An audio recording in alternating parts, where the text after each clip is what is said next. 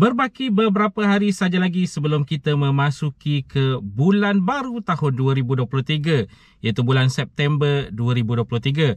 Sebelum ini, admin ada war-warkan berkaitan dengan senarai bantuan untuk bulan 9 2023. Jadi kita nak lihat beberapa hari sebelum bulan 9 masuk ini, ada perubahan, ada penambahan ataupun ada info berkaitan dengan bantuan-bantuan lain yang mungkin ataupun bakal disalurkan untuk bulan 9 2023.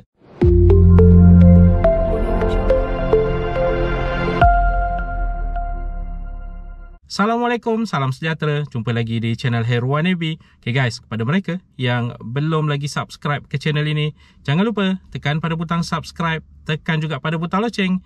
Thank you guys. Jadi beberapa hari saja lagi sebelum kita memasuki ke bulan September 2023, apakah senarai-senarai bantuan terkini yang bakal disalurkan untuk bulan 9 2023?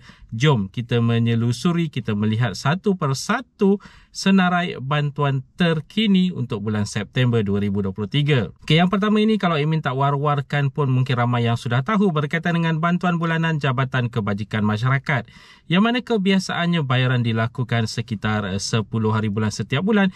Itu adalah standardnya, tapi ada kawasan-kawasan yang menerima awal, ada juga kawasan yang menerima sedikit lewat kerana pembayaran bergantung kepada proses yang dilakukan oleh pegawai di Jabatan Kebajikan Masyarakat yang berhampiran dengan anda. Kita ada bantuan seperti bantuan warga mas RM500, allowance orang kurang upaya sebanyak RM450, bantuan kanak-kanak setinggi RM200 seorang, dan ada juga bantuan-bantuan lain seperti bantuan AM dan bantuan sekaligus pun ada sebenarnya disalurkan oleh JKM, bergantung kepada keperluan dan bergantung juga kepada kelaikan. Untuk info lanjut, anda boleh berkunjung terus ke platform Jabatan Kebajikan Masyarakat iaitu di jkm.gov.my atau menghadirkan diri ke mana-mana cawangan Jabatan Kebajikan Masyarakat yang berhampiran dengan anda.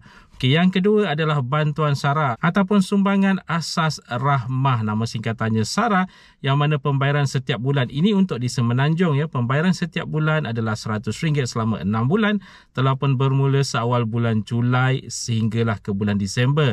Bermakna Julai, Ogos, September, Oktober, November dan Disember, RM100 setiap bulan, menggenapkan 6 bulan menjadi RM600. Jadi pembayaran pada bulan 9 dijangkakan berkemungkinan besar pada pertengahan ataupun hujung bulan 9. Okey, apa yang perlu dilakukan oleh penerima-penerima sumbangan asas rahmah ini adalah pergi ke platform mykasih.com.my dan masukkan nombor MyCard anda. Setelah itu anda akan mengetahui baki berapa ada dalam MyCard anda dan sebagainya. Jika baki telah pun bertambah, bermakna pembayaran untuk bulan 9 nanti telah pun dilakukan. Jadi untuk SARA ini, untuk melihat berkaitan dengan kelulusan juga perlu pergi di mykasih.com.my, masukkan MyCard saja di situ, dan ada juga senarai-senarai kedai yang disertakan yang berhampiran dengan anda untuk kemudahan anda menebus RM100 setiap bulan itu. Dan harus diingatkan untuk mereka-mereka yang berada di Sabah, Sarawak dan juga wilayah Persekutuan Labuan, pembayaran secara tunai telah pun diberikan kepada mereka RM600 pada 17 hari bulan Ogos 2023 yang lepas. Jadi untuk Sabah, Sarawak dan wilayah Persekutuan Labuan lain sikit konsepnya, mereka tidak menerima setiap bulan.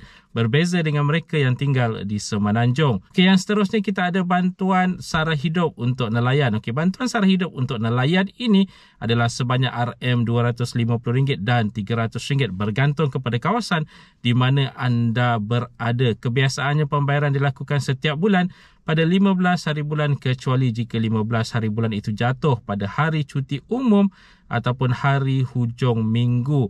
Okey, untuk mengetahui berkaitan dengan informasi bantuan sara hidup nelayan ini, anda boleh pergi ke budget.mof.gov.my. Ada disertakan di situ berkaitan dengan informasi untuk bantuan sara hidup nelayan ini.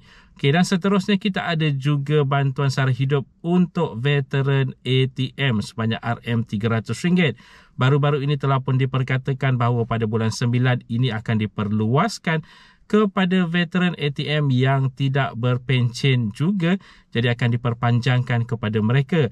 RM300 kebiasaannya akan dibayar sekitar hujung bulan untuk setiap bulan. Lebih kurang sama tarikhnya seperti pembayaran pencen untuk pesara-pesara penjawat awam. Untuk info berkaitan dengan bantuan sara hidup bagi veteran ATM ini, anda juga boleh berkunjung ke budget.mof.gov.my. Dan untuk sedikit peringatan, penebusan RM200 bagi e-belia Rahmah ditutup pada 31 hari bulan Ogos 2023. Jadi kepada mereka-mereka yang telah pun menebus belia-belia berumur 18 ke 20 tahun serta mereka yang belajar di IPT sepenuh masa tiada had umur untuk mereka ini, jika telah menebus RM200 tersebut, pastikan anda menggunakan RM200 tersebut sebelum berakhirnya 31 hari bulan Ogos 2023. Pada bulan September tidak akan ada dibenarkan lagi penebusan untuk RM200 tersebut.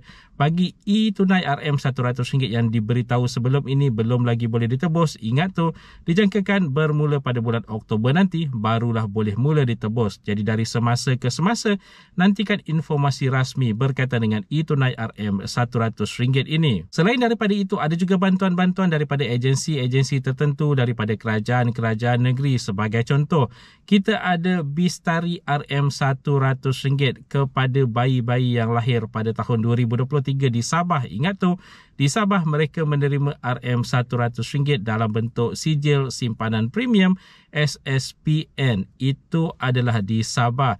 Untuk informasi, anda boleh pergi ke Facebook rasmi PTPTN Negeri Sabah. Di situ ada disertakan informasi berkaitan dengan Bistari RM100 ini. Jadi guys, itu dia tadi sedikit sebanyak perkongsian di dalam video pada kali ini. Jika anda ada sebarang komen, sebarang pertanyaan, anda boleh tinggalkan di ruangan komen di bawah.